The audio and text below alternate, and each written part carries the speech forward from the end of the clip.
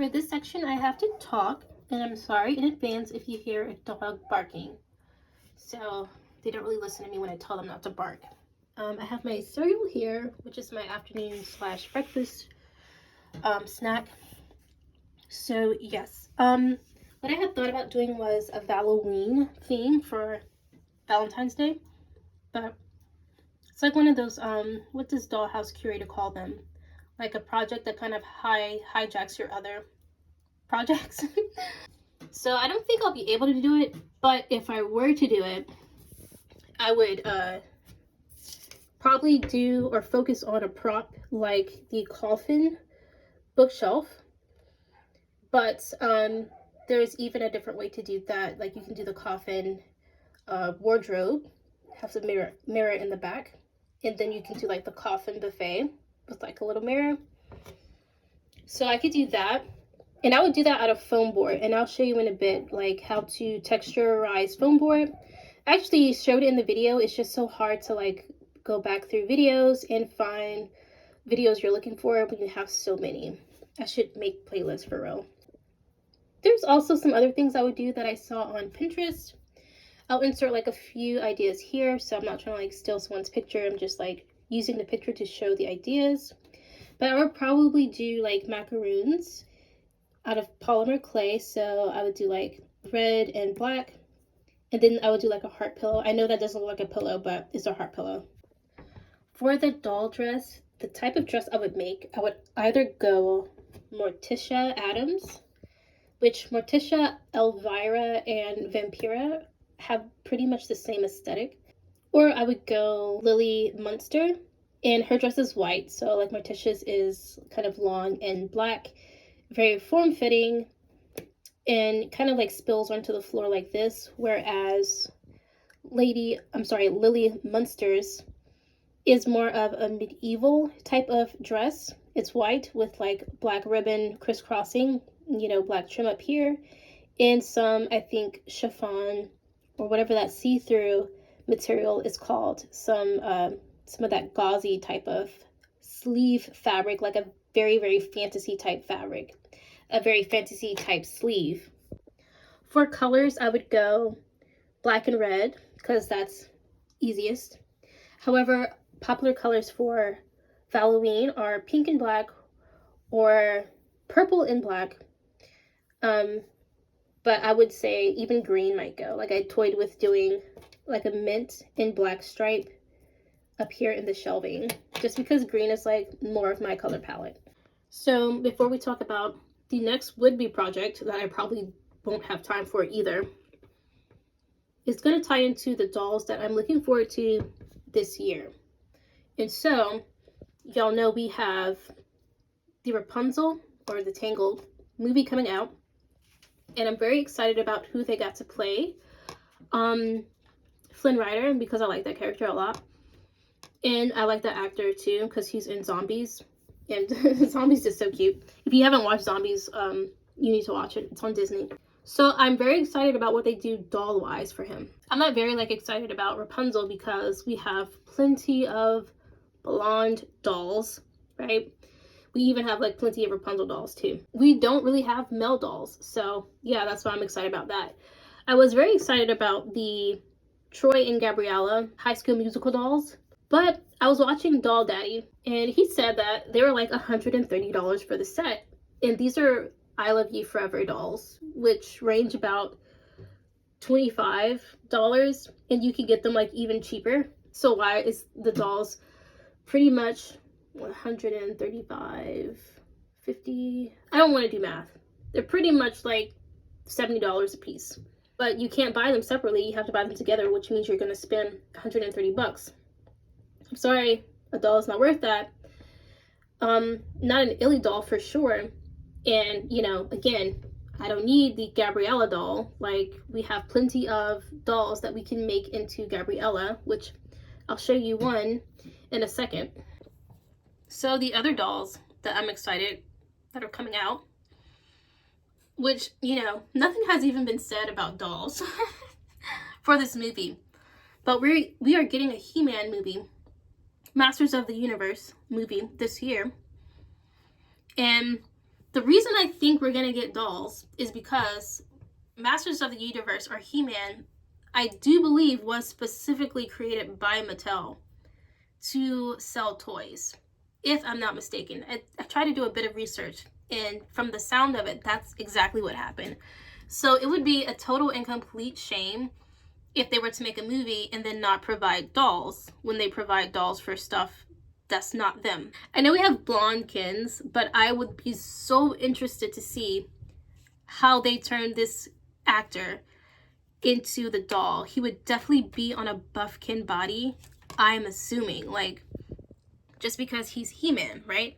And he's a very attractive actor on the paper. So I did have someone reach out to me through my Etsy, and they were like wanting to see if I could like paint the Dream Ella castle. I didn't know anything about He-Man back then when this person reached out to me. He-Man, when I did research, I could understand why they're interested in having the Dream Ella castle be the He-Man type of castle.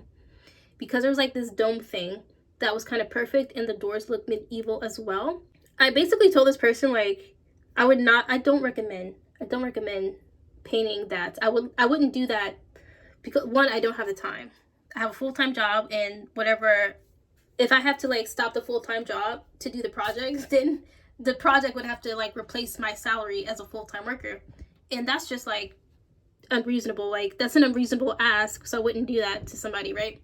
Because no one's gonna like, the dollhouse is not worth someone's full-time salary, but the person, like, they would have to give up their full-time salary in order to do the dollhouse.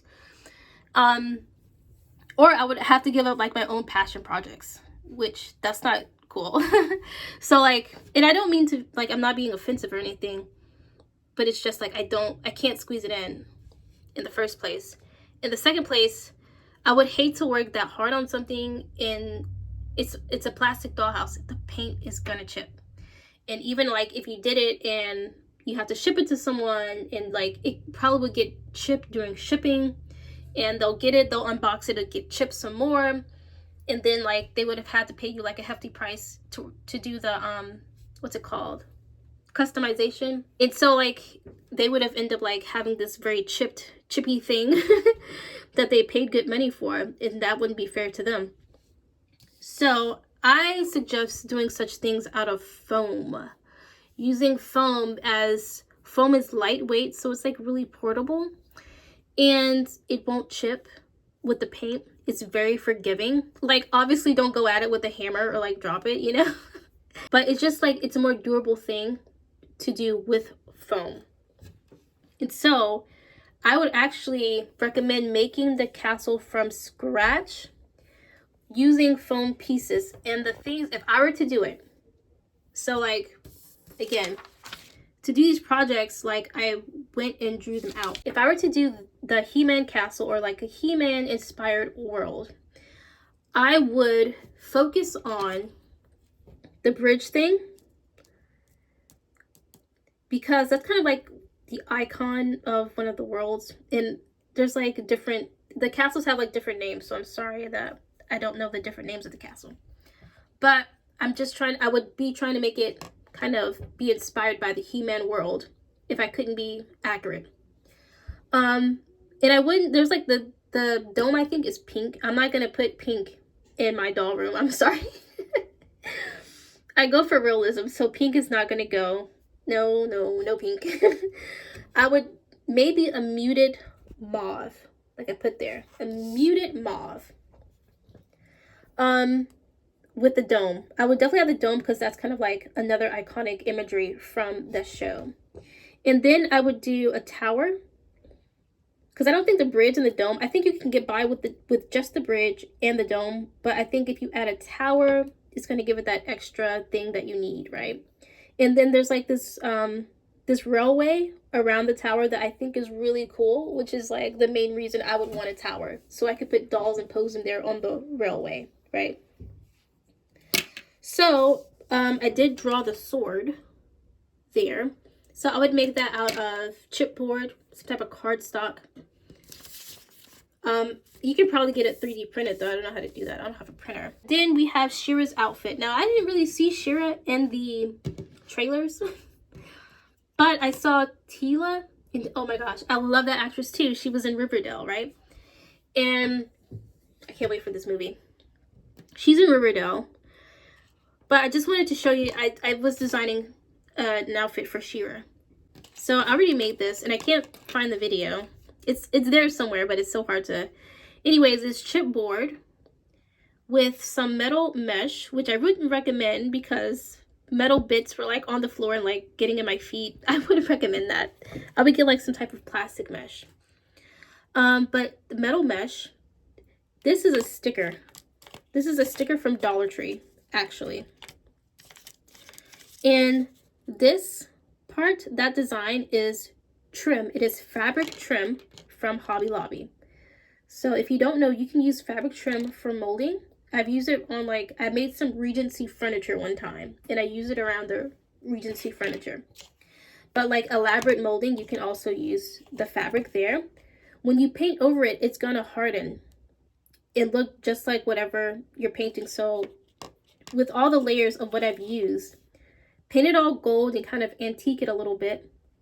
So as you can see, I painted brown first, and then I went over top with gold to make it look more like a realistic shield. And it looks like one piece. It all looks metal, but it's not. So keep that in mind. I would do the same with her boots. I don't know how I'm going to do this. I've never made shoes out of paper or cardstock, but I would actually make her shoes because, again, plastic is going to chip. And if I can't find gold boots somewhere, I'm going to make them out of paper that won't chip.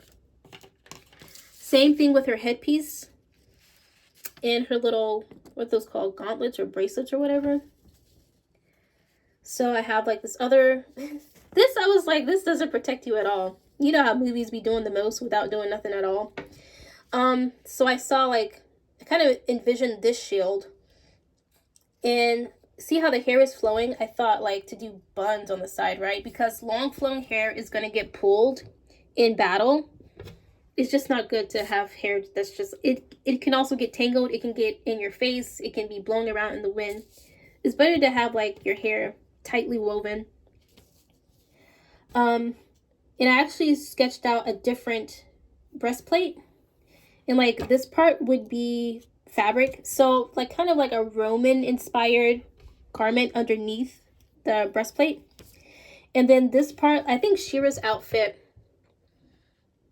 Yeah, I think that's what it was. Okay, I saw pictures of She-Ra's outfit, so I drew that picture based on a picture of She-Ra's outfit, and then kind of reimagined it down here to be more realistic. So as you can see, the skirt right there doesn't have splits. Now, if you're going to be kicking people and lifting your thighs and things like that, I think you should have splits. I don't know, that's just me. And like this, I think it seems attached to her, whatever, the cape. I would have the cloak like be not attached to her situation going on, because again, if it gets pulled, if it's separate, it can just come off and she can continue fighting. But if it's on her, like, she's gonna get killed, right? So these are the boots. I designed it like this so she can knee people, and by people I mean men, in the growing perhaps. And there's like these little sharp points because, you know, sometimes when men try to beat you up, you know, you need to defend yourself a little bit extra. And this would be like the sword.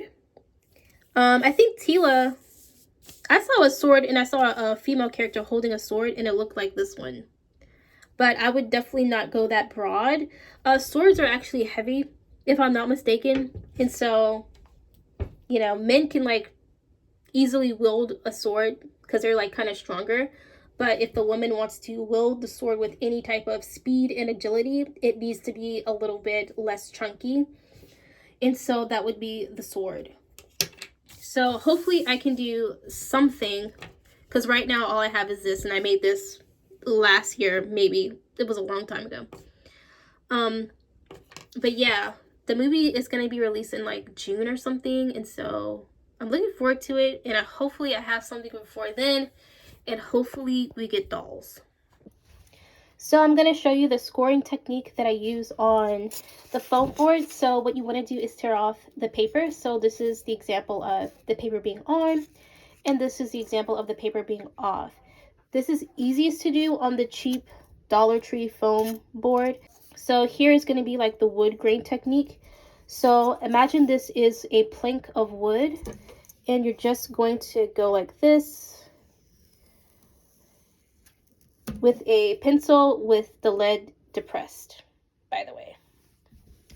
And sometimes if you want to start off with drawing like the little knots in the wood, like so, you can also do that.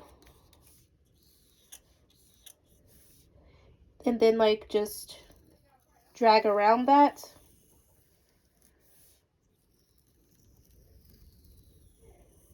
And how deep you want to go is completely up to you. And you'll just do it like that.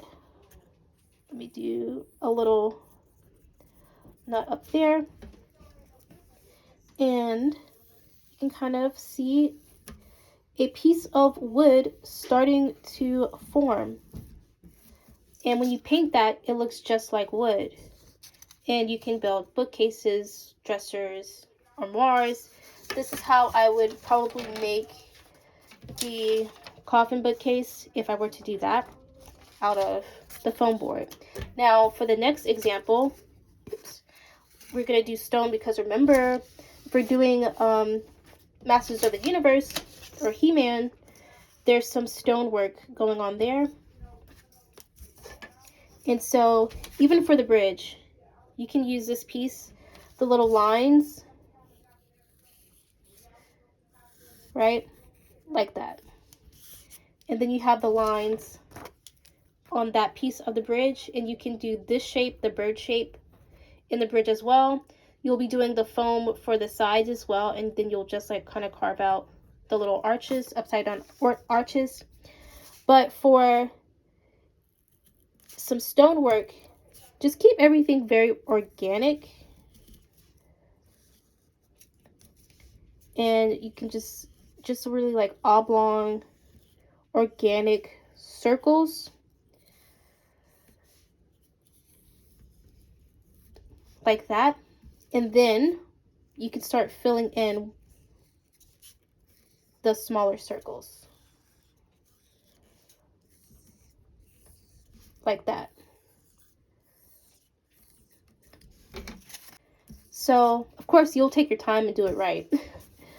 So then if you want a brick type of pattern, do like the same thing. Just try to make those kind of like concise or consistent.